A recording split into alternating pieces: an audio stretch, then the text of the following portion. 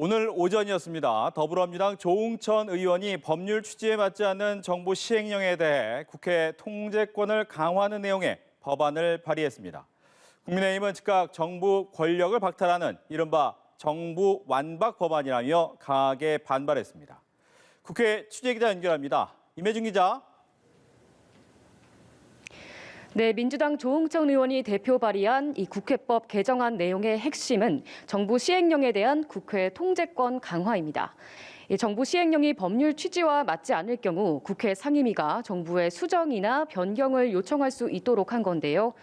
현행 국회법과 달리 개정안은 정부가 요청받은 사항을 처리하고 그 결과도 상임위에 보고하도록 하는 강제 조항이 담겨 있습니다. 이 국회를 건너뛴 정부의 시행령 통치에 제동을 걸겠다는 취지인데요. 역대 정부에서도 일부 시행령이 입법을 우회하는 수단으로 사용된다는 논란은 반복되었습니다. 이 발의된 개정안은 지난 2015년 박근혜 정부 당시 여당 주도로 처리됐다 박 전 대통령이 거부권을 행사한 법안과 사실상 내용이 같습니다. 국민의힘은 강하게 반발하고 있습니다. 정부 권한을 완전 박탈한 정부 완박법으로 규정하고 저지에 나섰는데요. 권성동 원내대표는 행정부 견제를 운운하며 국회법을 개정하면 누가 믿겠느냐며 협치 견제에 반대말이 있다면 민주당일 것이라고 맹비난했습니다. 민주당 지도부는 다만 법안 발의에 대해선 당 차원에서 검토된 것이 아니라며 신중한 태도를 취하고 있습니다.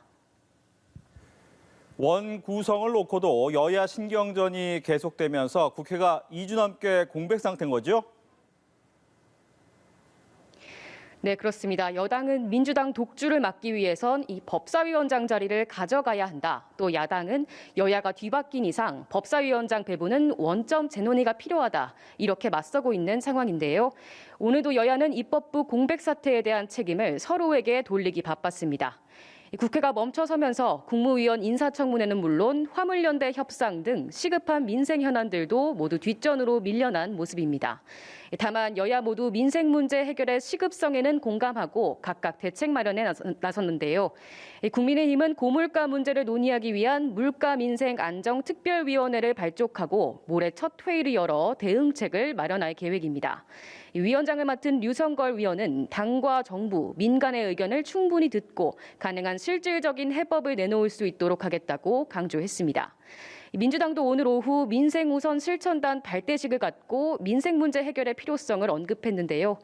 단장을 맡은 박홍근 원내대표는 정부 무대책에 당내 권력 다툼에 여념없는 여당으로 인해 국민 불안이 커지고 있다며 민생 현안 해결을 위해 제1야당의 당력을 집중하겠다고 말했습니다. 이에 더해 우상호 비대위원장은 여야가 머리를 맞대고 지혜를 모아야 할 때라며 여야 당대표와 원내대표로 이루어진 4인 회동을 긴급 제안하기도 했습니다. 지금까지 국회에서 전해드렸습니다.